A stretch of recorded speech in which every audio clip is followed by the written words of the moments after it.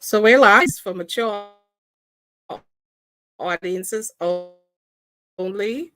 Ready tonight, but we are going to make our way through this because we have and encourage. I'm Miranda, and once again, I thank you for joining us tonight. This internet so what to do. Tag somebody. We're having a very interesting conversation tonight with someone that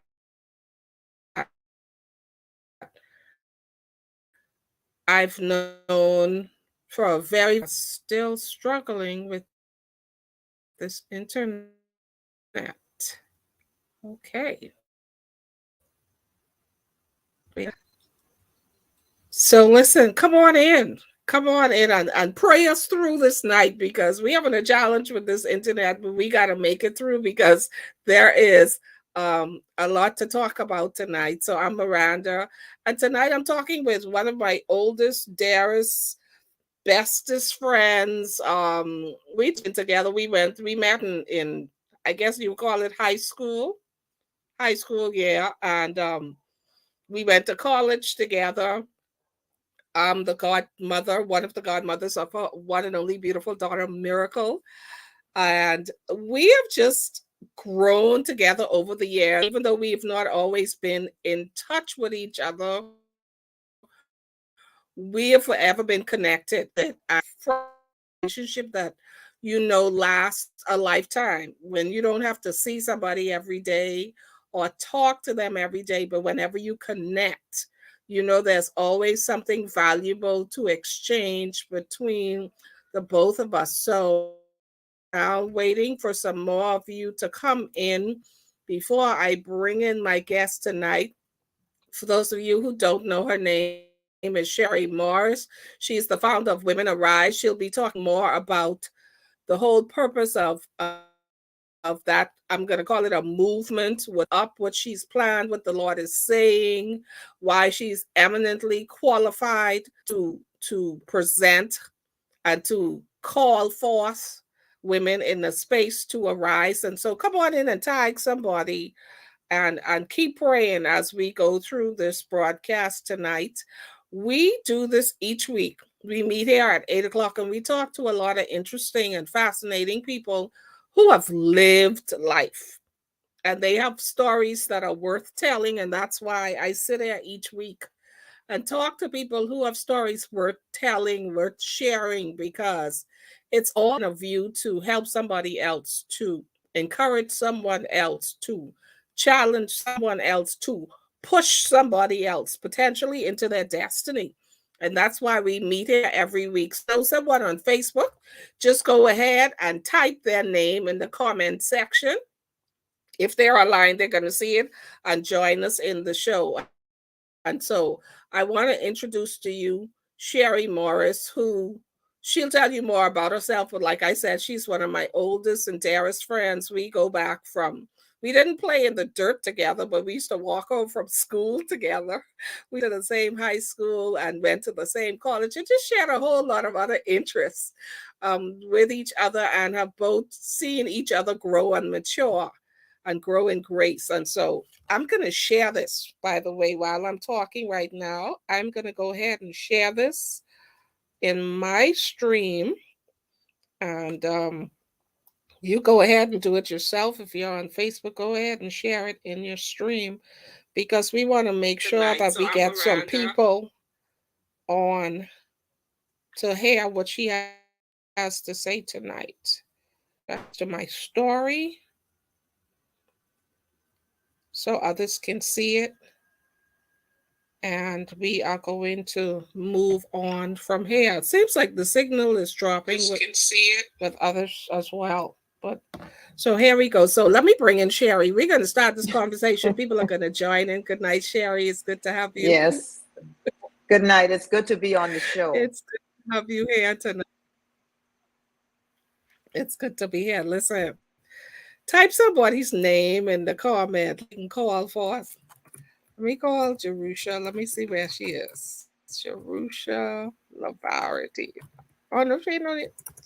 I mean that name. It too far behind. Jerusha Terry. I think everybody still have the same name like me.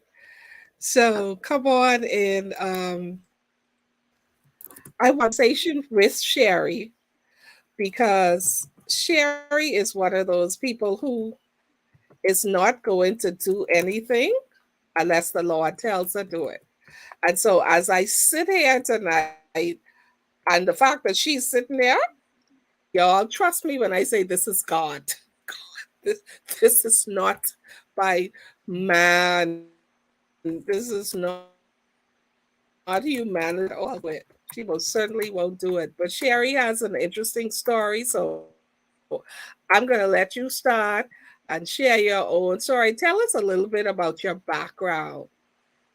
Tell us a little bit about your Um, background, where you were good born night, and raised. Good night, Miranda. Good night to the listening audience, and thank you for having me on your show tonight. Um, like you said, and I totally agree. I'm here because the Lord has given me a mandate. Um, I'm Bahamian by birth, born and raised here in the Bahamas in Nassau. I grew up in the community of Chippingham. I'm a former banker. I've worked in the banking industry for the last 36 years, 24 with Citi, just recently retired. August 18 would have made a year after working with Citi for 24 years. And prior to that, I worked at Chase Manhattan for 12 years. So I'm a former banker. And God saw fit to move me out of that industry. And He has given me a mandate that I have taken on. And I'm just excited about what He's about to do or what He's doing, currently doing in my life, just trusting Him. I'm also partly working in the real estate industry. I've had a license now for about 5 years, going on 6. And I'm just trusting God. I took a leap of faith. It was all, and when I say truly orchestrated by Him, it was truly orchestrated by Him. And He has now brought me full circle. He's put me out there in the forefront, a place where I never particularly cared to be, never thought I would be. But I trust Him. When I say I trust Him, I trust Him. I trust the path and the plans that He has for my life. Mhm. And that is one of the reasons why I'm here tonight to share with you and your listening audience the assignment that He's given me.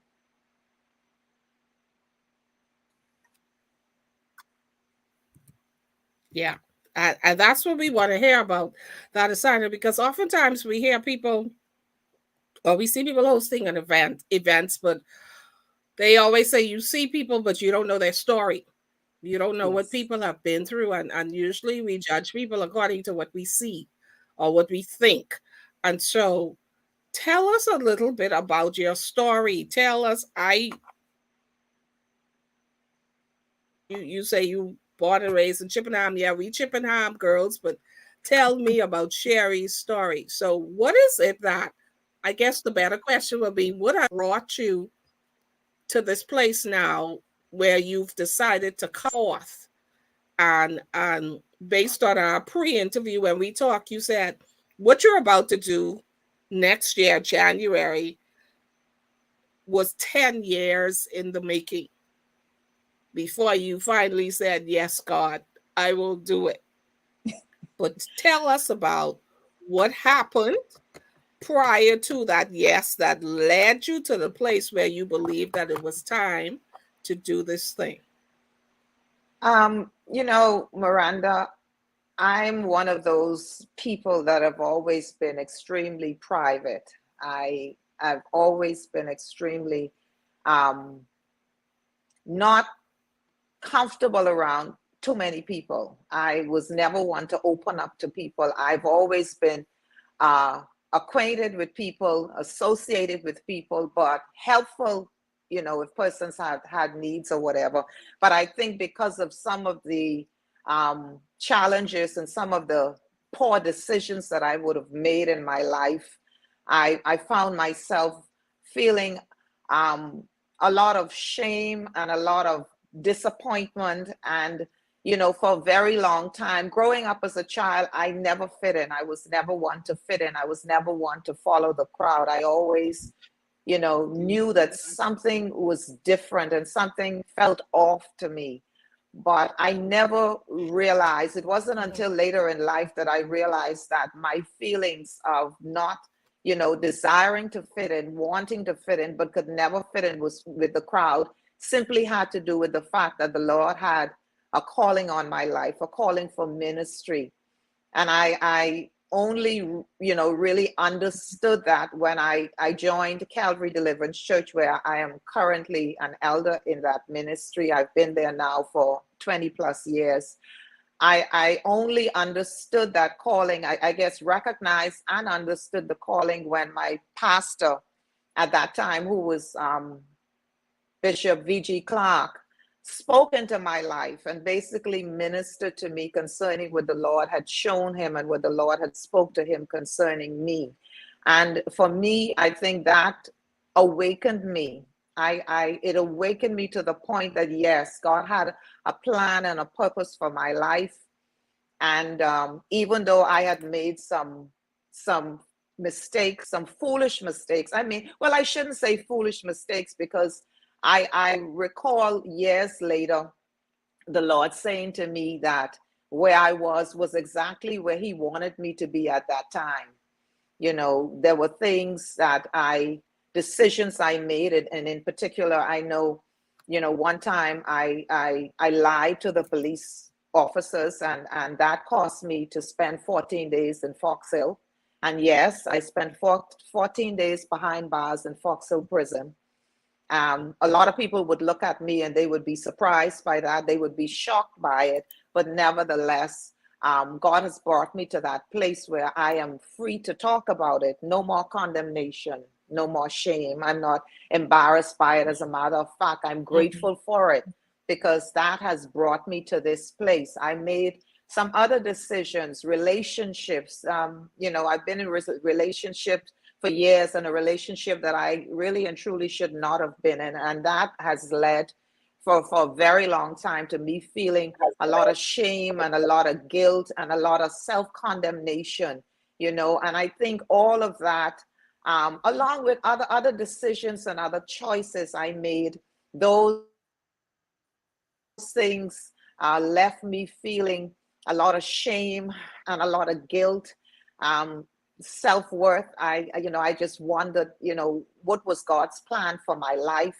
You know, you know, who, for me, a long time, I worried about what people thought, what they thought of me when they saw me, how they felt towards me, what were their opinions of me.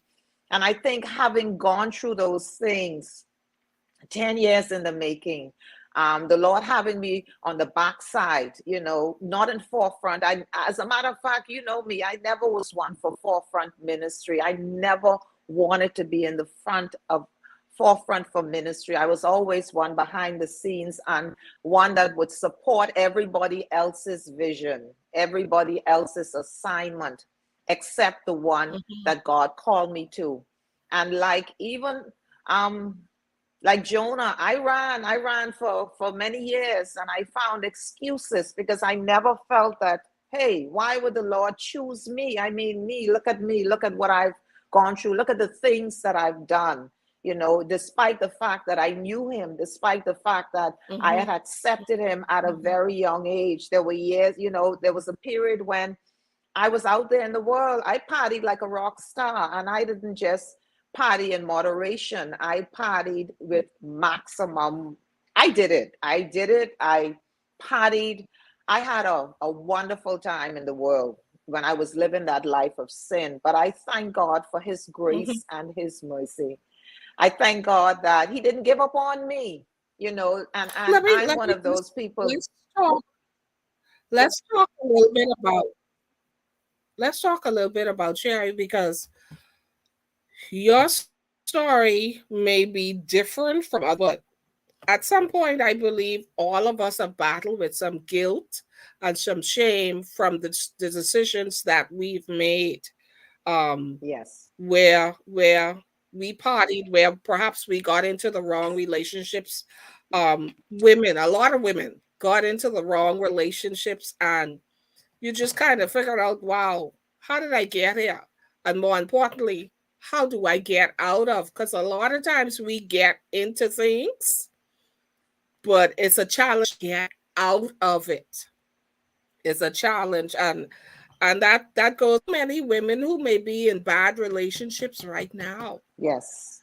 And it's not that they don't know it's a bad relationship. It's not that they don't know, but they're trying to figure out, how do I get out of this? How do I walk away from him? How do I walk away from this? So I want to take it back to you and get personal with you. You mentioned you lied to the police. You spent 14 days in prison, whatever. How did you And find the that strength to walk away? You know what I'm on my saying? Because own, you yeah, did that. yeah. But how did you find the On strength to walk away from it? Miranda, on my own, I couldn't do it. It was all God. It was all a part of his plan and his purpose. For a very long time, I cried out to him and I told him, Lord, I know there is more that you have in store for my life. I know that this is not the end for me. This is not where you have purpose for me to be. I told him, I was quite open and honest with him. If you get me out of this, if you give me the strength to walk away, I will serve you for the rest of my life. And my mantra has been from that day to now, I'll be like Lot's wife if I turn back. My sister could tell you, I always said that to them because at one point everybody was so concerned and everybody wondered how I was able to do it. But I did it on none of my strength, not on the strength of my own. God did it.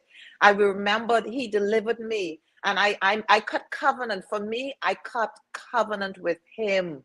He's a covenant keeping God. And I told him, if you get me out of this, if you give me the strength to walk away, if you heal the hurt, and remove the pain, I will serve you for the rest of my days. Was it easy? No. Was the temptation Mhm. still there? Yes, because it was a place of familiarity. It was a place of comfort. Your heart was involved. But I thank God that he gave me the grace and he Mhm. kept his part of the bargain. He strengthened me. It was a daily strengthening. Some days I was up, some days I was down, but I had purpose in my heart. I could only speak for me, from my experience. I purposed in my heart and I cut covenant Mhm. with God. I said, if you get me out of this, I will never go back. And I still say it today. I'll be like Lot's wife if I turn back. And he's been faithful. He's kept the covenant, and so have I. And so I can only say Spending for that time. me, it no strength on my own, no strength.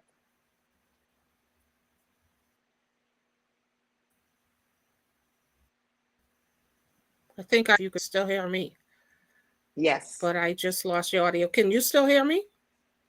yes, uh-huh. Okay, now I hear you. So I want to talk about the guilt and the shame, because here you are, college educated. Um, you smart. I know you. You are very smart. You have wisdom. You know how to make good decisions. I know you. But after that experience of coming out, I want to go back to that because the whole thing, we know everything begins and ends in our minds. Yes. So after having that 14-day experience being incarcerated and then coming out, how did you face yourself? Not your sister, your brothers, your dad, whatever. How did Sherry face herself when she woke up the next day? I think first and foremost, to me, it was like a bad dream. It was just like waking up from a bad dream. Um, I, I, I came out of that, and At one point, I had regret. I just took one day at a time. I took one day at a time. And the thing about that whole experience is that a lot of people never knew. I mean, if you didn't live in Chippenham, if you weren't close with me or my family, nobody knew. Nobody knew. But I took one day at a time, and I didn't allow that decision to Mm-hmm. define who I was. I did not allow that decision to stop me, to hold me back from moving forward. I was grateful for that experience because it taught me a Mm-hmm. valuable lesson, and one, that a mistake that I would never in my life ever make again. And that's why I am so um I'm so passionate about honesty. It's so easy to lie, but when we are not honest, we don't understand the repercussions, the far reaching repercussions of one lie. And that's the reason why my family could tell you and my children can tell you I am, look here, if there's one thing that could set me off is someone that lies. I prefer, and I tell my children all the time, I prefer you to just tell me the truth, even if it's not what I want to hear, because I know what one lie did for me, where it took me. I know the repercussions and the ramifications of just not being honest. And so for me, I took one day at a time. I Mm-hmm. didn't allow I didn't allow that to define who I was. I knew in the midst of it that every part of my life was orchestrated by the Lord. That was a part and a plan for Him to get glory. That was a part of the puzzle for me to be to this place where I am now. So I took one day at a time, and I no shame, no guilt. I mean, it is what it is. I thank God for it because it has brought me full circle. I Mm-hmm. think a lot of times, though, Miranda, a lot of And times so as people, Mhm.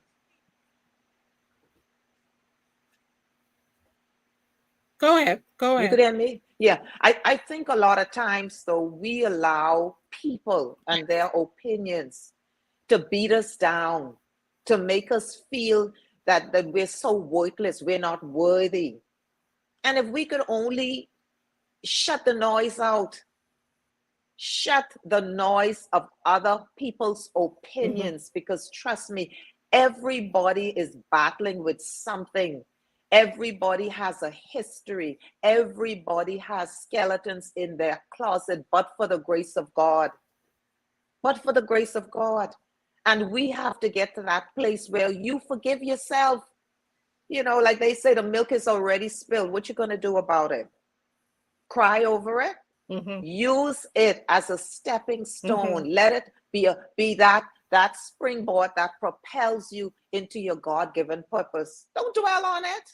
And I believe a lot of times the things we focus on and we beat ourselves down about, society isn't even concerned about it. They're not even aware of it. They're not even checking for it, but it's just the battle in our own mindset.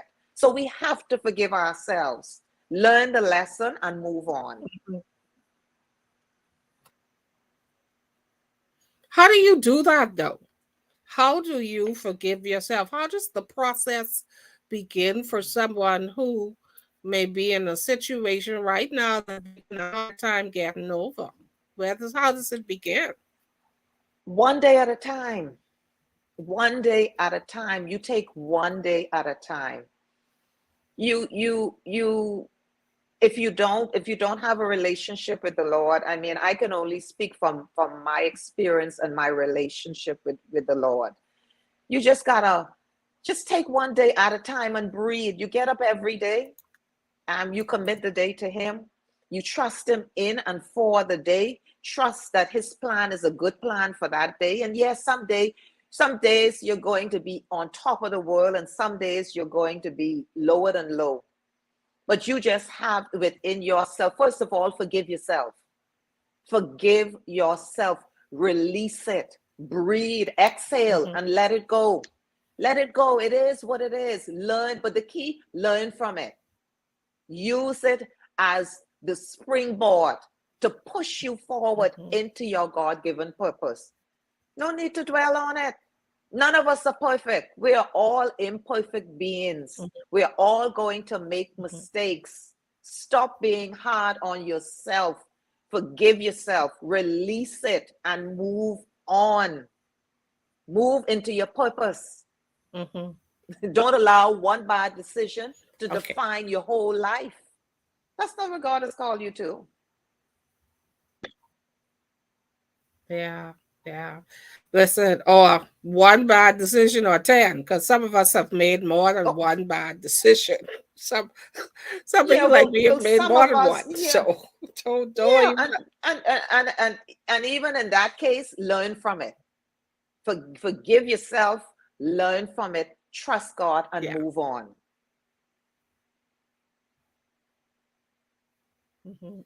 So let me take it a little further and push you a little bit.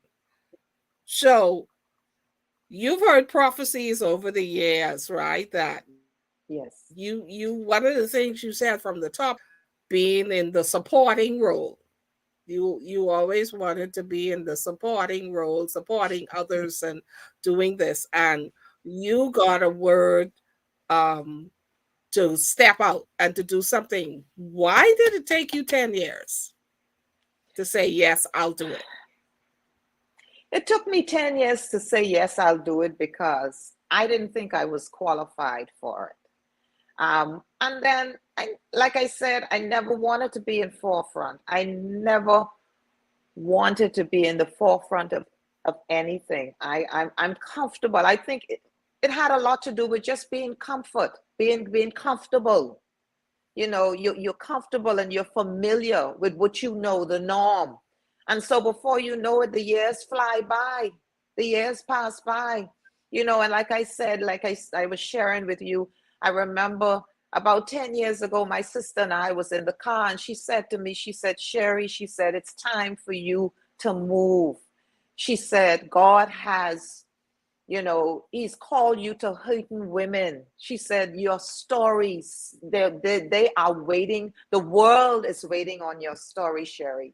She said, you have to move. She even told me, write the book. There's books in you. She said, you have to do it, Sherry. You have to step out.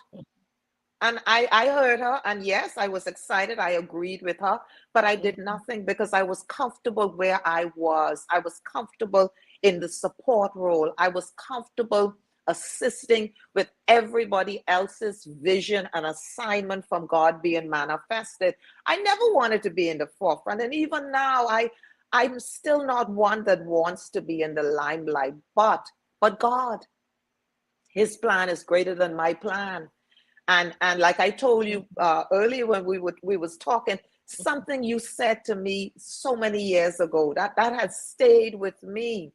And you said to me, you said, Sherry, you said, we getting old now. You said we're on the second half of our lives.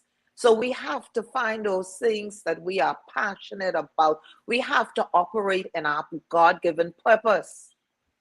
And believe it or not, that has stayed with me. And that as well contributed to me, being willing to launch out and to do what God has called me to truly operate in my God-given purpose. So thank you. Thank you for those words of wisdom. So my my pleasure. Oh, anyway, let's talk about now. Okay, so it's been prophesied, you said it, you've been called to hurting women. And so you've now decided that you host a 1 day conference called Women Arise. How did you get this name? How do you know that it's the right timing for you to do this? And just tell us about the whole idea, spirit behind what you're about to do. Miranda, even, and I'll say this to you, um, this year, um, if you're spiritual, if you're truly in tune with the spirit and you trust the leading of the Holy Spirit, he speaks. He speaks to us the same way you and I are communicating. He speaks to us. And it was probably around either July or August. The Lord brought it back to me. I think I woke up one morning and he brought it back to me that there was an assignment that he had given me and that it was time. And I'm one of those people like Gideon. I put a fleece out. I hear the Holy Spirit, but I want to make sure that it is in fact his voice that is speaking to me. And I said to him, Lord, if it's you, then you have to give me everything that I need. And believe it or not, Miranda, I have my notebook right here where I sat down. I said that, he started to speak. The Holy Spirit said to me, women, arise. Arise from the ashes. Arise from the ashes of guilt, shame, oppression, depression. Arise in the power and authority that God has given you. He gave me everything. As a matter of fact, even the picture he showed me, I literally saw a woman raising up from ashes. He told me all about the fire for the ashes. Everything I needed, I have it written down in the book. He gave it to me. He gave me the complete vision. And that's why I know that this is all God. Because when God calls you and he gives you an assignment, he provides the provision for it. Everything that you need, he gives it to you. If you truly listen, if you truly avail yourself, if it is truly his plan, he gives you everything you need. And so I sat down and I wrote down everything that he said to me, the name, what the picture should look like on the flyer, everything I wrote down. And I shared it with a prophetess friend of mine that lives, a Bahamian that was currently living in the US. And she said to me, I have a graphics designer, someone that can put it together for you. You put it on paper and they'll complete the flyer. And I did that. I sat down. I put everything in writing. I told her step by step, this is what I want. These are the colors. This is how I want it to look. This is the language.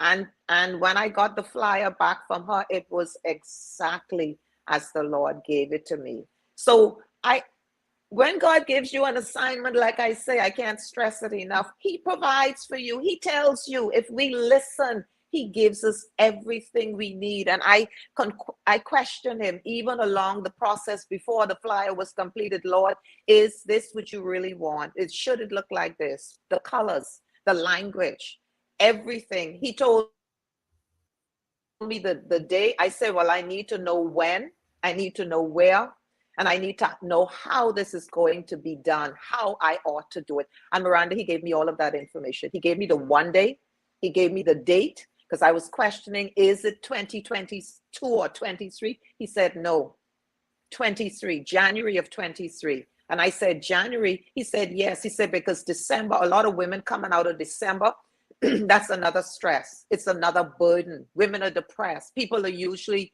down because of Christmas, because of financial stress, whatever it is. He said these women need a place where they can come and let their hair down. So he gave me the date, he gave me the times, he gave me the location, everything I need, he gave me. And this may sound strange to some people, but for me, it's not strange because God speaks. If we listen and if we avail ourselves, and if it's truly of him, he will provide us with everything that we need. Everything. So, Women Arise, one day, what date is it going to be? January? What date? It's January 7th. January 7th, it's the first Saturday in January. It's January 7th. It's from the hours of 5 to 9 p.m. And it's going to be held at the Cooperative Union. That's the building that's right through Russell Street behind McDonald's.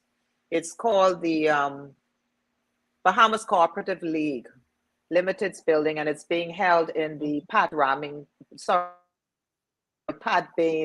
Bain's training room. So it's just from 5 p.m. to So 9 p.m. And it's just when go women ahead. when women come there, like, what is it, just gonna be coming to a church service and some people preaching to you? Like, what is it? What are we coming to? We are coming first and foremost into an environment where we can take the mask off, when we can be real, when we can share with one another. I have two speakers that are well able because of their life experiences. I know these individuals personally. I can testify, and I know their testimony. I know their life. And these were the individuals that God gave me to speak into the spirits of those people that come there, that are in need of deliverance, that are in need of healing, and just simply need to be an environment where they can be real, where there's no condemnation, where they're not being judged, where they can say, I'm hurting, I need to be healed, I'm broken. And I with all my heart, I know that God is going to do the healing.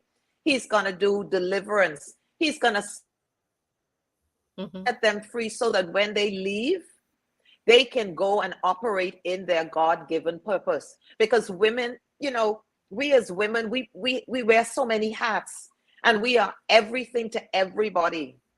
We're everything to everybody. But what about us? Mm-hmm. What about those times when we don't feel like we're all that, and we don't feel like we have the strength to go on? What about us when we are struggling mentally, spiritually, financially? What about us? Mm-hmm. And so this is the whole purpose of this, is for women to come to be healed, mind, body, and soul. For women to be delivered, because guess what? God has given all of us as women assignments. He's called each and every one of us to various assignments. And for whatever reason, be it life, be it a financial situation, be the shame, the guilt, the oppression, the depression, low self-esteem, us feeling that we're not worth it, we sit back and we do everything for everybody else but ourselves. And so this is just a time Mm-hmm. when women can just come together and we can love on one another, where there's no judgment, no judging, no condemnation, where we can just hear stories that could build our faith and cause us to say, guess what? If she has gone through it, I can get through this. And yes, I'm worth it. Yes, I am forgiven for whatever decisions I may have made. I'm loved, I'm valuable, I'm worth it, and now I can go and operate in my God-given purpose. So that is what I'm expecting to come out of this. And I'm trusting God. I know God is going Mm-hmm. to show up, and I know He's going to heal, He's going to restore, and He's going to deliver for His glory. For His glory. Mm-hmm.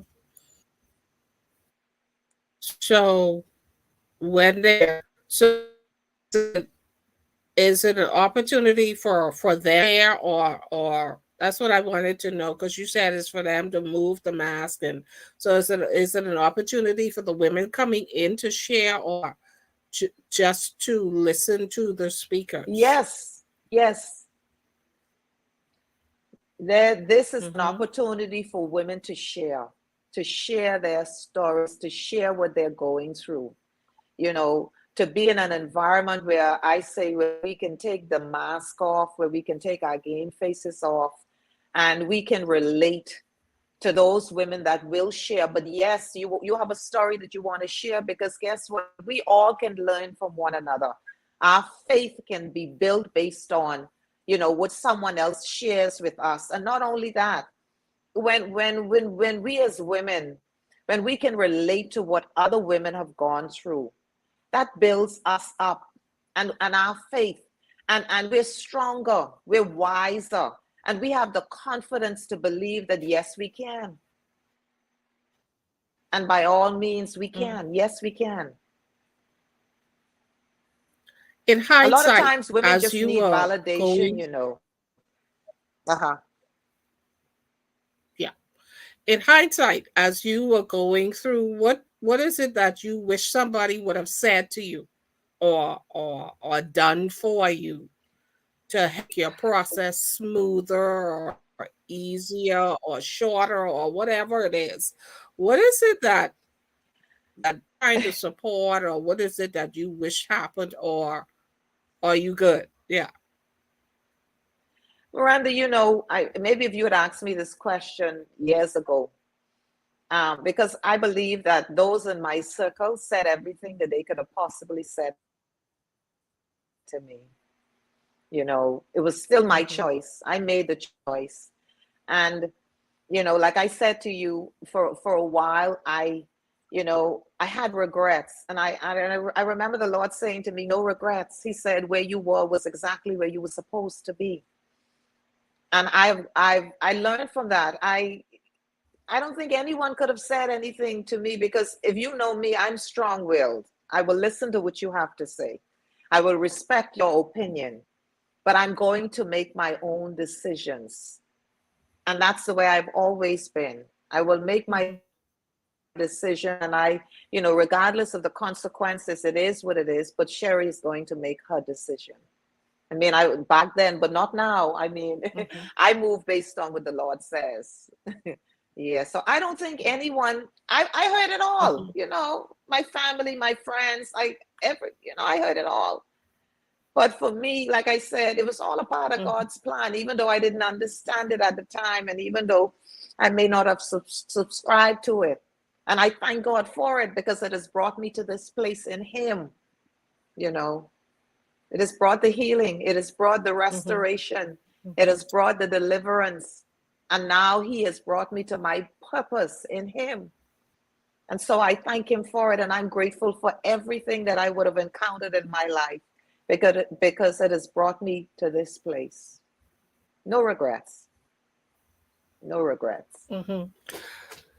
You, as for the woman who's out there, um we talked a little bit about it earlier, but for the woman who's out there still trying to figure this out, still trying to figure out, how do I get through this thing, how do I get over this thing, um and I know, ultimately it's God and surrender and everything, but what practical steps can you give to this woman to help her through, because she may not be a spiritual person yet, and so she needs to understand what to do. What's step number one? Well, for me, Miranda, I would say, step number one would be, you have to look at the man in the mirror. You have to truly look at yourself. You have to face yourself for the situation that you're in, which is really and truly a result of your decision. And then you have to decide, do you really want to be out of it? Because a lot of times we speak with our mouth and we say, yes, I'm tired of this and I don't want to be here anymore. But because we are so comfortable and familiar with the place, we stay and we find excuses. How bad do you want it?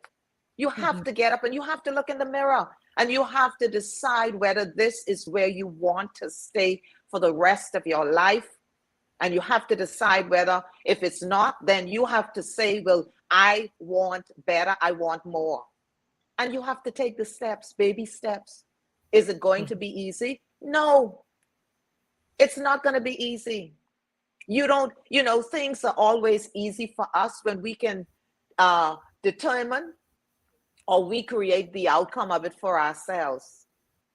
But when we have to trust, I guess, Mm-hmm. the higher Yeah. powers, when we don't have the answers and we don't know how it's going to turn out, that's where we get stuck. That's where we stay. We overstay our time, because we Mm-hmm. don't, we can't figure out how it's going to end and what it's going to look like, how it's going to work out. But I always say, you have to be sick and tired of being sick and tired. And it's only when you get sick and tired of where you are then you're going to want more. And then you have to believe that you are deserving of more, that there's more inside of you. You know, women are Mm-hmm. resilient, women are strong. We are strong beings. God has made, He's given us some strength that we ourselves are not aware of. There's nothing women cannot do, and there's nothing women cannot get through. Mm-hmm. God has equipped us, He has created us, and He has equipped us for battle. We can go through the worst of storms and we can come out looking and smelling like roses with smiles. So you have to understand, and you have to get to that place Mm-hmm. where you appreciate that, hey, I can do this. Believe in yourself. And then if you need help, if you need support, that's why it's important who is in your village, who's in your circle. You have to have people in your circle that are prepared to stand with you, people that are prepared to walk with you through it, people that are prepared to pray if they know how to pray strategically for your strength. Because believe it or not, you are going to have your own strength is what is going to bring you out of it, not the strength of someone Mm-hmm. else. And then you got to believe in yourself, self-worth. You know, believe that there's more to it for you, that your life is not just this. This is not where your life ends. This is not all to your life. But you, first and foremost, you have to look at the man in the mirror, and you have to determine and decide whether this is where you want to stay. And if you decide that this is not where you want to stay, then get up, take baby steps. Yes, it's going to be difficult because you don't know the first step, you don't know where that's going to take you. But you never know where you'll end up if you don't take the first step. You got to do it for yourself. Yeah. And you may need, Mm-hmm. some people need professional Mm-hmm. help, some people need coaching. There's no shame even in that. If you need professional help, go and get the help you need. If you need coaching, get the coaching. For me, I'm one of those people, spiritual, you know, that's just me. That, you know, and God did it for me that way. You know, He may do it a different way for you, but you got to trust Him. You got to trust that His Mm-hmm. plan is a perfect plan. And what His plans for you are greater than where you are, greater than what you could ever imagine. And they are perfect. And they are perfect. I Mm-hmm. tell people, and I say it all the time, even after God took me out of it. I was existing before, but I'm living now, and I'm truly living the abundant life because of everything that I've gone Mm-hmm. through, because of everything. I was existing before, but trust me, Mm-hmm. I am living. Every day I'm living, and I'm grateful for it. So get up. First of What all, make the about decision. how do This we? is not where go ahead. Yeah. Once I've made that decision and I need to get some things done. First, how do they occupy that space, that in between? You know, God is Alpha and Omega. How do they occupy that in between in their mind when the noise is great? How do you silence that noise and stay focused? I think, you know, the main thing, once you would have decided, like I said, for me, just spending time, you know, everything for me now is spiritual, you know, and even that journey was spiritual for me. So if there's a hobby, because a lot of times we give up the things that we love for situations and for circumstances. So we give so much of ourselves that we lose ourselves. You find yourself, find that thing that you love to do, that thing that gave you joy and happiness. Get a hobby. If you had a hobby before, develop that or build on that hobby. Find something to occupy, whether it's spiritually, whether it's reading the word, studying the word, whether it's joining a women's ministry, whatever it is. Find something that you love doing, something that is going to make you excited enough and that is going to keep you grounded and give you the strength to continue the journey so that you don't fall back to where you was before. something to fill the void. That's Uh, important. to those of you who are just joining, I'm talking to Sherry Mars. She is a member of Calvary Deliverance Church, Nassau, Bahamas, and she's about to host her first Women Arise conference on January 7th, I believe it is, the first Saturday in January. Women Arise, and it's a call for women who may be battling the shame, guilt for just making bad decisions, or the and all of us are familiar with making bad decisions when we look back and be like, why did I do that? Why did I say that? For anybody who's walking around still carrying the pain of your past mistakes. I mean, I'm talking about people who are Yes. now middle-aged people, some senior people still walking around carrying the Yes. shame and the guilt from the time they were teenagers because what has happened to them or what they've experienced. And this conference, Women Arise, is one day for 4 from 5 to 9 p.m., gives people that opportunity to be able to exhale in the company of women, like-minded women who've probably been where you are or been where you've been. Safe space for people to come in and to be delivered from whatever you may bring into it. Tell us a little bit about your speakers. Who are the people who are going to be featured? Well, one of the speakers is Minister Leslyn Beckles. She's a Bahamian out of Freeport, and she's currently in the UK. Leslyn's story is a unique story. It's really a journey of faith. You know, God has done educationally wise. I've as a matter of fact, God gave her a vision years ago, Kingdom Sisters International, and that was a mentorship program for young girls in schools as well as young adults. Um, we had she had several branches of that in Nassau, Atlanta, Turks and Caicos, and in Ghana. And I was a part of it. Like I told you, I was, instrumental in working with the vision for everybody else. That was the vision that God gave her. I'm currently the Nassau director for that, and we host a mentorship program at HO Nash. But she's one of those people that God has called, and just one stepping out on faith. She left here, went to Atlanta. God told her to relocate. She relocated. He sent her to school, and everything that she has accomplished to this point has been as a result of her faith in God and God opening doors. Can you imagine going from college, university, to you start with your bachelor program, you're now doing your doctorate. You've traveled the world. You've done so many things that you never ever could imagine, and it has cost you nothing except faith. Mhm. So that's her story, a story of faith. And I've seen it. I've in some cases, lived it with her. I've seen God open Mhm. some doors that, I call a cliffhanger. It's amazing.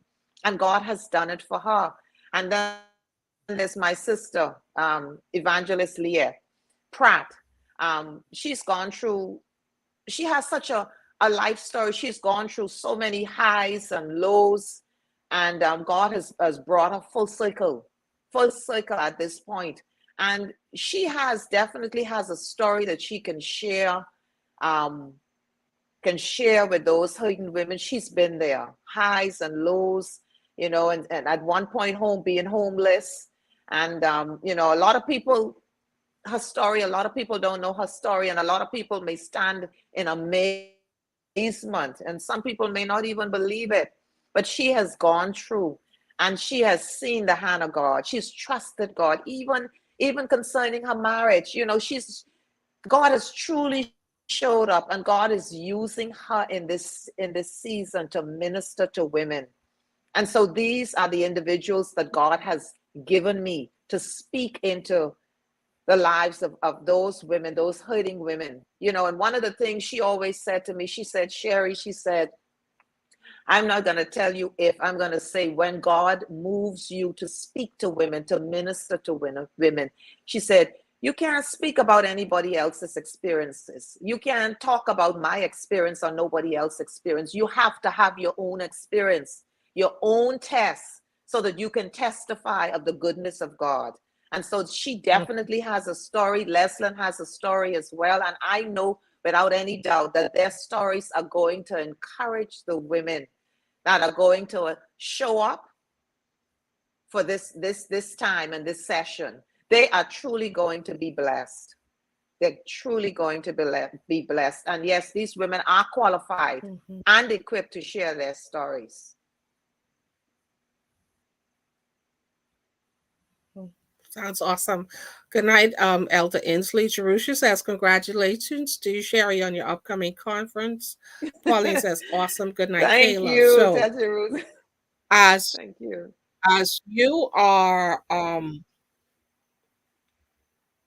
forging ahead with this, your first Women Arise, the first one, and just working what God has said. What are some of the other things that because I know this is just one of whatever, but what are some of the other things that you'll be moving into in order to be a blessing to women out there who need a support system? Because if this is going to be a group that people can be naked and unashamed and to come and move the mask and uncover all this stuff, then there has to be some support. Because the one thing I do know is when people start opening up and sharing their stories, that triggers that there's a trickling effect that happens after that. So what are some of the other things that you'll be doing in order to help women?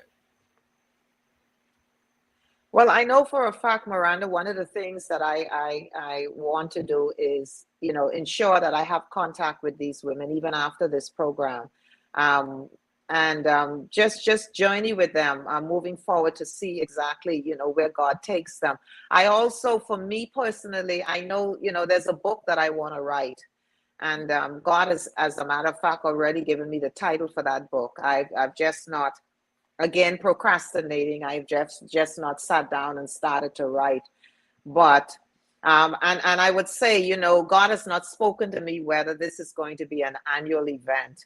um, it may be, it may not be, but I'm just, however he leads, I'm following. But my main thing with this is, just as I did with the mentorship program, to walk with the women, to stay connected to them in some way. And even if God says, well, okay, then we get together periodically, whether it's quarterly or every 6 months, then I move to do that. I move to do that.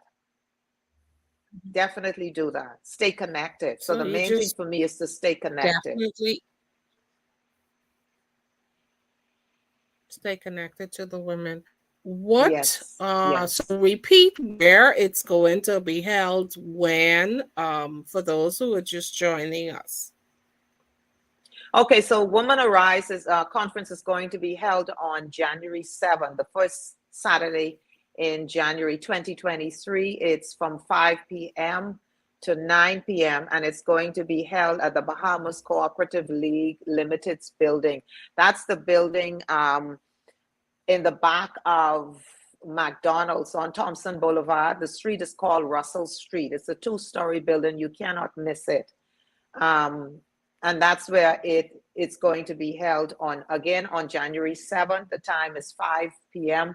to 9 p.m. And it's really a place where women can come and let their hair down, take the mask off, and let's just be ministered to, share our stories so that we can learn from one another, and our strength, we can garner the strength that when we leave there, we are healed, we are delivered, we're restored, and we're able to go forth and accomplish the purpose and the assignment that God has given us.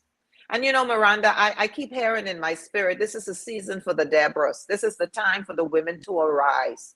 We're the ones that God has called. We're the ones that He has chosen, that He's set apart. We're the ones that He has allowed us to go through these stories, to encounter these things, the highs, the lows, all of it, the good, the bad. God is calling the women now to come back. He's waking up the women to be about building His kingdom. And we do that by embracing each other. We do that by sharing our stories. We do that by pushing and supporting one another. And we do it in love, with the spirit of love.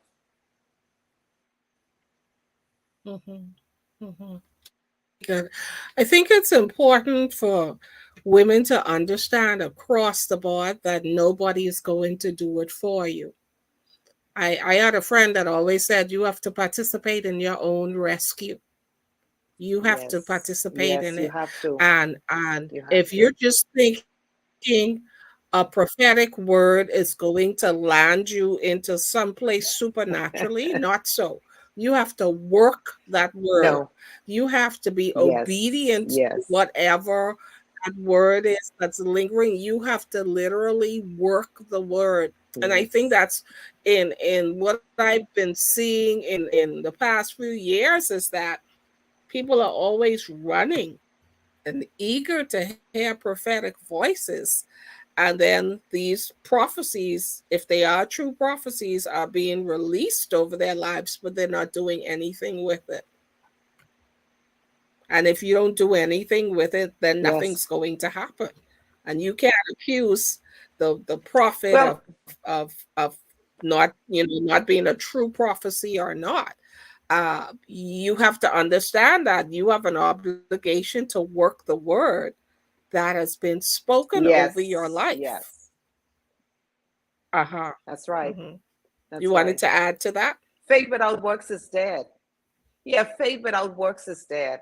I say that because the prophets and the prophetess, they're only the spokesman, they're only the mouthpiece for God to speak to you. And Miranda, a lot of times when God speaks to us, it's only confirmation.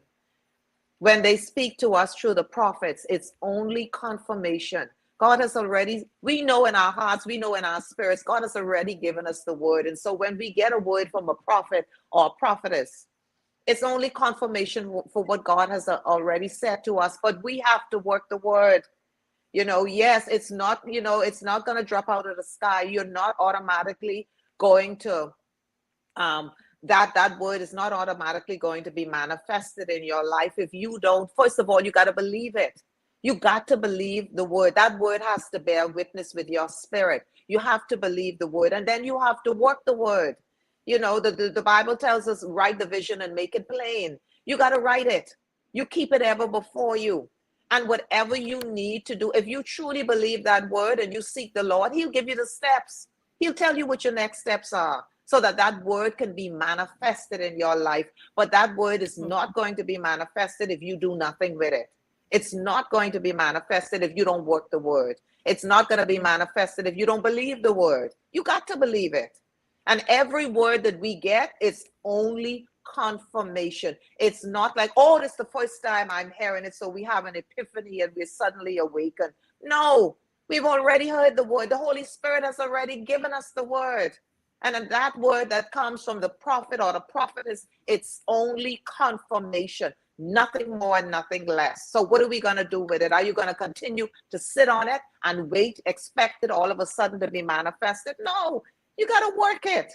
You got to believe that word, get it in your spirit, truly believe it, and you have to work it. Whatever you need to do to get that word to be manifested, you got to do it.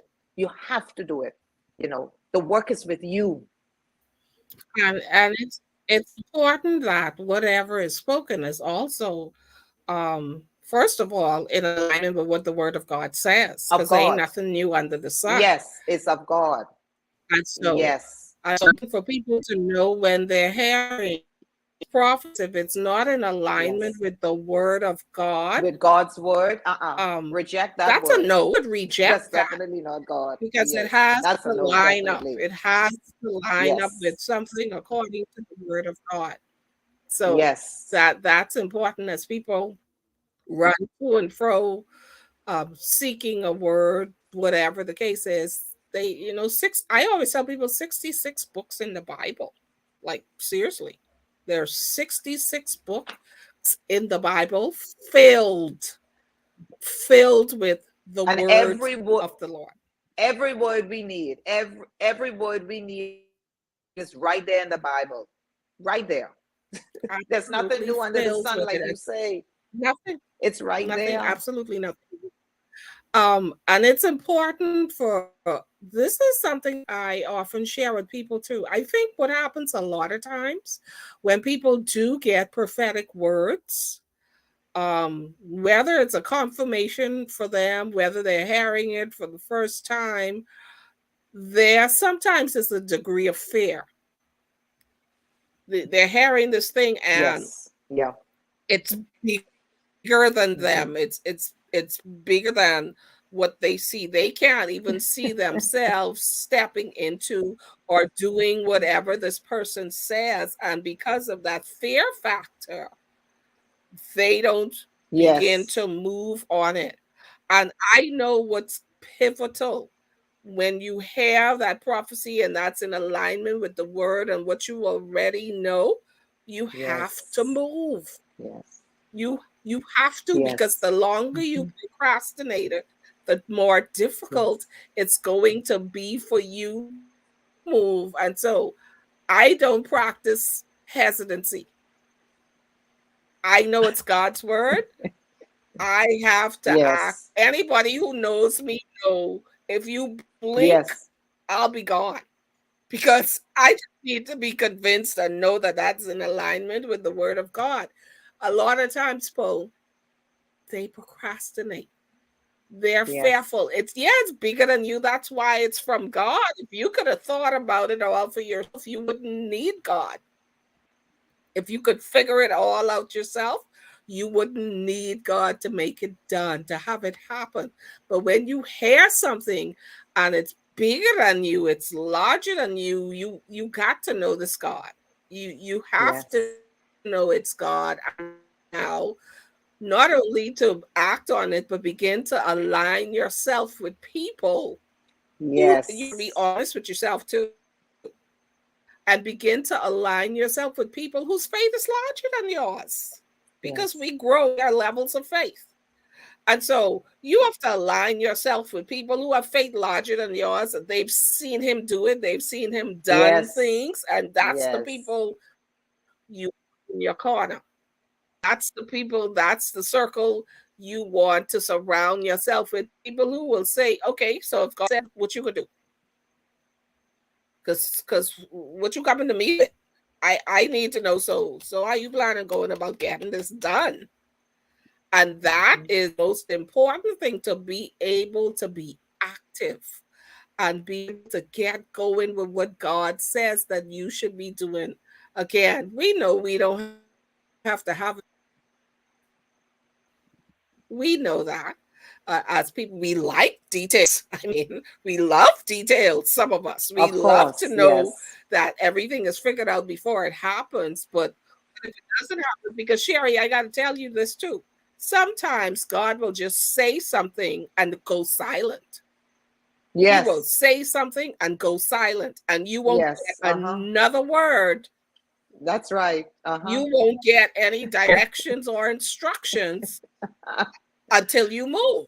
So it ain't Yes. always Hmm. he can just tell you and I can write it down and have it in the book. Because, honey, I done lived through some stuff where he just said go. He just said do. Yes. And in the movement, things began to happen. Yes. Things began to Yes. unfold. So I just thought to throw that out. It ain't always you can get it all figured out. But Oh as no, women, definitely not. whenever you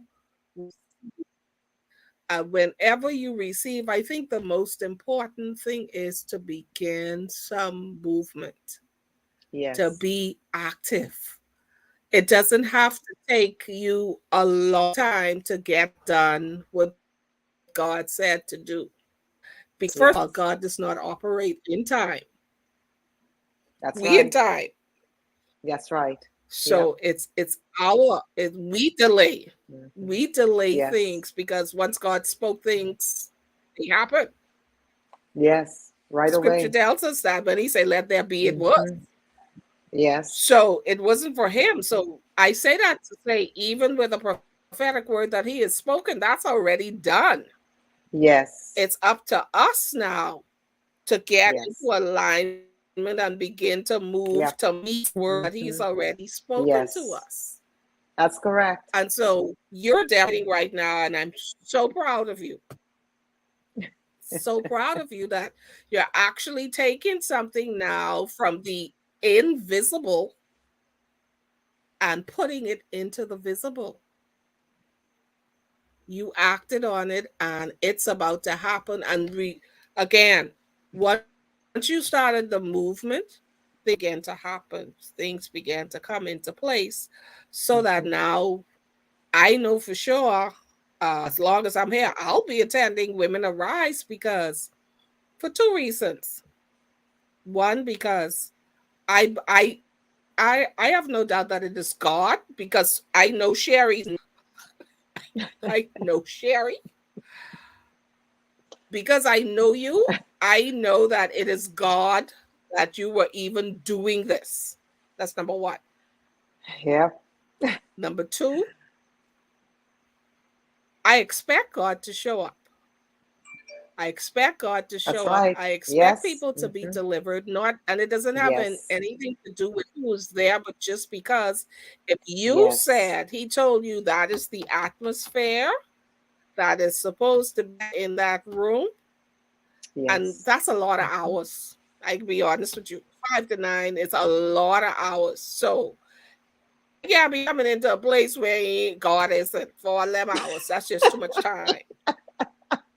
Sitting Wasted around time. Not flesh. just too much time. That Wasted time. seriously. And so I believe, yeah, it's just too much time. And so to be able to be committed, and I'm trying to remember the first thing that God ever told me to do, and I did. It's like, oh wow, I'm really doing this. Right? I'm trying to think of the what. Oh, here's the first thing, y'all. Okay, so everybody who knows me know I had a career in journalism. I had a great career in broadcasting, if I may say so myself. I really enjoyed it. I thought I Hmm. was good at it. People thought I was good at it.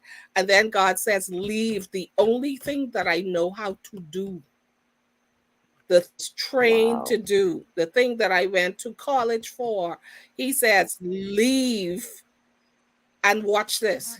That's why I'm telling you, God will speak and say nothing else. He told me to leave ZNS. That was it. Period. Wow. I'm walk I'm walking around now, young in the faith, and believing it's the voice of God that's spoken to me. But excuse me, God, I don't have a problem leaving, but what am I supposed to do afterwards? And he says nothing. And he spoke to me, let's say in September, and I heard nothing else until January. So I'm walking around Wow. September, October, November, December, January, looking for signs and wonders. I was literally walking around so new, saying, okay, God, I need you to confirm that you're telling me to leave the only thing that I have ever done in my life and the only thing that I know how to do. So I need, like, when you see me pass and when the rain comes, instead of it raining water, I need blood.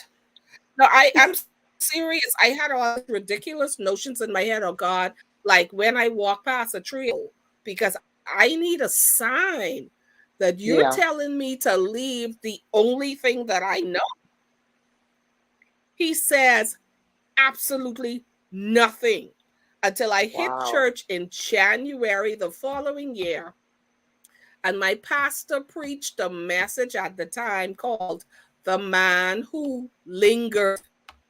That's what it was. The man who Wow. lingered. He went into the mind of Lot. when the angels went to Sodom and tell them, get out. You saying Yes. this place could be destroyed, but y'all don't realize this my life here. Everything I've worked for, my family, you understand? So he went Yes. into the mind of God. Everything what he was calling out, it was calling out in my mind. Like, okay, I could leave. What I supposed to do? That's when I knew time was up. Yes. You just need to obey what I said. And I said, leave. That January, I wrote my resignation when I went home from church that Wow. day, y'all. I tell you, I don't play when God speaks. I wrote my resignation and made it effective for that March because I needed to give people time to train and turn over, Right. hand over, and all that stuff. Mm-hmm. But I acted on that immediately. Yes. I resigned and still did not have a clue. So I ain't talking, I'm talking from experience, y'all. He didn't tell me, okay, Miranda, go down the street. You can find a fish with a coin in the mouth. No. He just said, leave. From March until almost the end of that year, I was unemployed. People came to me Wow. offering me jobs. I couldn't accept anything because I didn't get a release Right. to take the job. Yes. I suffered, you talking about ridicule. And because people thought I was crazy. They thought I had lost my mind because who leaves a job with nothing in sight? And when the people ask you what you're going to do, you telling them, I don't know, I waiting on God. This why you spent 4 years at undergrad to tell people you don't know what you can be doing. So I Oh had that God. period. I had that period where God was silent and said nothing Wow. until months later, my pastor. That's how I got in ministry. Wasn't even me. God didn't even say nothing to me. My pastor had a vision of me working in ministry. And when he came to me with that, in my mind, I was like, that ain't God. Because I don't know nothing but being in no desire to be in ministry. First of all, I'm a journalist. I'm a broadcaster. I talk for a living and people pay. What I do in ministry, I don't know how to do that. What is that? So there was this whole period of me being in and struck. That's why I don't waste time now because I was like, this can't be God. How you gonna take me from doing what I know how to do and love and I'm good at Mhm. and send me to a church? What I supposed? I don't want to be a preacher. I ain't never tell you that. We had no talking about that. And I'm thinking that's all people in the church do. You see what I'm saying? Because I didn't know nothing but ministry. I didn't understand all the moving parts. I had none of that. Right. Just a word to go. So I said all of that to say something, not say anything else. And he expects Yeah. you to move at Yes. the first word. Yes. He expects you Mhm. to move at the first word. And so it happens differently with different people. But for me, Yeah. it was like, go because I say, so what you waiting for? Just move, right? Then things began to come together. Now Yeah. I don't need a sign. I don't need a wonder. I just need to hear his voice. Yes. And I Hmm. know it's him and Yeah. it's Hmm. done. It's done. Yeah. Hmm. You see what I'm saying? And everybody's experience, of course, is different.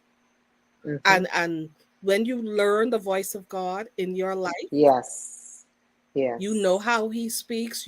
You are able to Yep. recognize you are able to recognize principles and recognize patterns and the way things happen, then you don't have to be worrying about who approve or not approve.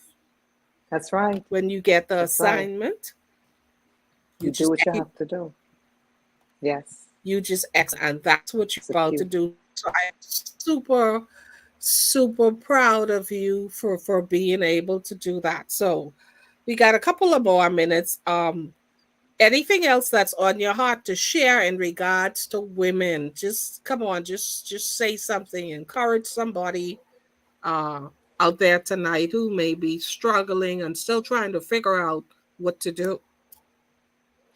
Well, I just want to say to the women out there that may be struggling that to say that there is hope. All is not lost. Your situation, your current situation is not your final destination.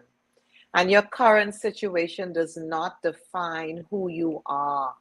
It's temporary, it's not permanent. It's just temporary. I want to encourage you, to say that God is still able. He's faithful. He is faithful. He is faithful. If you truly want to be delivered from your situation, he's well able to do that. And I, forgive me, but I speak from a place of my faith because that is basically all that I know and all that I had when I myself needed to get out of situations and circumstances. It was only my faith. And for a long time I didn't understand that there was a calling on my life. I didn't understand. I didn't appreciate it. I hadn't come into that knowledge. And but your current situation is not your final destination, and your current situation does not define who you are. It's just the result of a bad decision. And I shouldn't even say a bad decision, it's just the result of a decision that you've made. Know that you are worth it. Know that there's so much that God has placed inside of you. And know that you are forgiven. Know that you're worth it. Know that you're loved, and know that you're valuable. And so step out on faith, embrace where you are, but also have a desire to operate in your God-given purpose and allow the leading of the Holy Spirit. Like Miranda says, sometimes he speaks and sometimes he's silent. I myself could attest to that. Sometimes God, he gives you a glimmer, he gives you instructions, but he doesn't tell you what the journey entails. And it's just up to you to step out in faith. I think the main thing is to be strong enough to step out in faith, because we have allowed the spirit of fear to paralyze us for so long and in so many ways. We know that it is the voice of God that has spoken to us. We know what we need to do. But a lot of times fear has us paralyzed. And as much as we want to move, we are fearful to move simply because we don't know how it's going to turn out. With God, you could never fail. There's no failure in him. There's no failure in him. So step out on faith. What do you have to lose? I believe you lose more by staying where you are, because time is passing, the years are passing. And believe it or not, I can testify and say that, if you don't do it, your time for purpose, you're going to miss it. And there's nothing like a missed season. When you miss your season, there's nothing, you have, it's just like going around the mountain. You have to go around the mountain and wait for the season to come back. And who's to say that the season will come back? Who's to say that you're going to be here for that season to come back?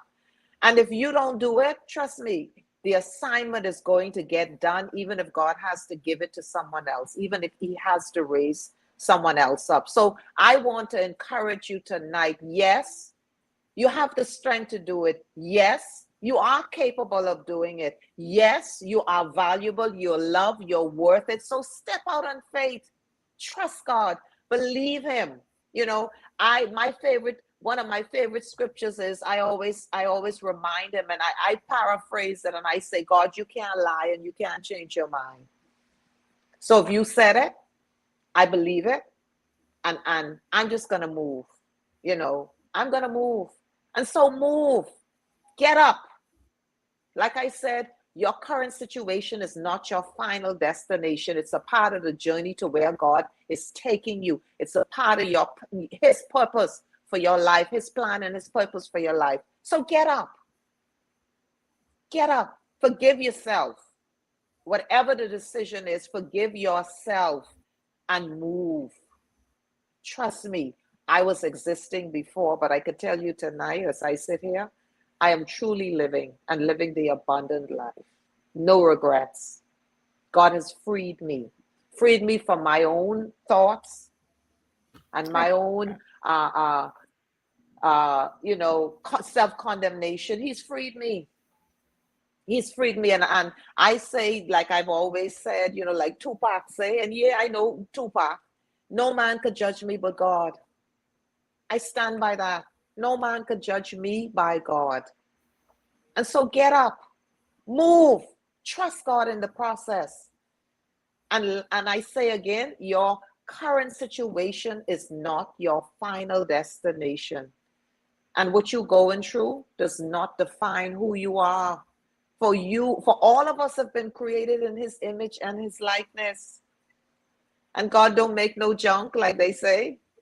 So move, get up and move, and do that one thing that he has given you to do, that one assignment. Do it and watch doors open. Watch God take you places where you never dreamed. Watch him grant you your heart's desires. Mm-hmm. And think big, like Miranda say, think big and dream big. God is bigger than any circumstance and any situation because he operates outside of time. So by the time as he give us the assignment, it's already done in his realm. It's already completed. He gives it to us, and we're the ones that have to catch up. We're the ones that have to catch up to it so that the vision is manifested in this earthly realm. So move, get up, forgive yourself. Yeah, it is what it is. Forgive yourself, move, get up. The strength, you have the strength. You are stronger than you think. Just move and trust him. All is well.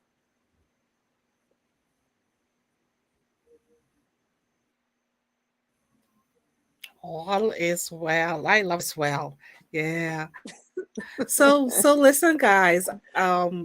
This brings us to the end of another Swerve with me. You've been listening to Sherry Morris, who is the founder of Women Arise. She'll be hosting her first conference January 7th, I believe it is, 5 to 9, at the Bahamas Cooperative Union or building, cooperative building, near McDonald's in Nassau on the same street, she says, a 2-story building. For women need that opportunity to release after the holidays. Some women are going to be sad because they didn't get the gift they wanted or didn't get any gifts at all. And sometimes Christmas holidays are just a difficult time for some people. Yes. It's just a difficult time for some people as they reflect, they look around, they may be even mourning the loss of someone, and it's a holiday and that person is there, whatever reasons that people may be going through. It will be a place of solace. It will be that they can come in, women can come in and just release and be encouraged and be pushed to get through not even the year, but just get through January by the grace of God after coming out of 2022. So it's 2023 January. And we give God thanks for her. And we're so proud of the assignment that God has given to you. Now, before I go, I want to ask you guys this question because I need to find out, should I switch the time of the show from 8 p.m. to 7 p.m.? This is Eastern time now. Should I switch it from 8 to 7? Because I'm kind of watching and noticing some trends, and I want to know. So those of you who are on, for switching the time, say yes. If you're opposed to it, say no. So write in the comments, let me know. That's going to be important because I have to make some decisions because a lot of things are happening with me. So I need to know, should I come on earlier or should I leave the time the way it is at 8 Eastern? Additionally, I need y'all to help me find some guests. If y'all want to keep this yes to leave it at 8, Jerusha. Yes, leave it. I'm not sure. I forgot what I said if you say yes or no. So tell me, No, don't move it, or yes, move it. Yes, move it. I need to hear from some more of you, please. Whether I should push it up earlier. Oh, so you say no, don't move it. Okay, let me hear from somebody else. Something else I wanted to say. Oh yeah, and I need guests if y'all wanna. Okay. Somebody else said yes, switch it to 7. Um, I need to have, so that's one no and one yes. Oh, move it to 7. So that's two. Move it to 7. Anybody else? Should I move it to 7? Okay. One say no, 8 is great. So that's 2-1 so far. That's 2-1. Um, because I have to make the decision again. Additionally, I need y'all to help me find guests. It is tough doing this every week and hunting down. So if y'all want this to continue, then I need help. That's where I'm at this help in finding guests so that we continue to encourage and to push. So only two people say move it, and one person said no. 8 is great, but I need more people coming on, and I didn't see anybody else comment. So let me know, guys. Should I move it to 7? Who hasn't responded? Or leave it at 8? Make a decision in the because there are a lot of things. Come on. It gets to go long and work calls. Okay, so you okay. Well, it's usually for 90 minutes. I do it for an hour and a half because when I used to do more, people always told me it wasn't long enough. And so I do it for 90 minutes, and that's pretty much how it flows. So right now seems like Monique, you outnumber at 7, but I'll ask again. Like I said, and begin to make some decisions about how we're gonna do it. But Sherry, thanks again for being with me tonight, Thank swerving you with for me. having Looking me. forward to Thank Women you. Arise on January 7th. And thank you guys for hanging with me again. We can have some more stories. Okay? So until next week, Yes. same time, same place. Thank you guys. Have a wonderful night. Bye Thank bye. you. Good night. Good night.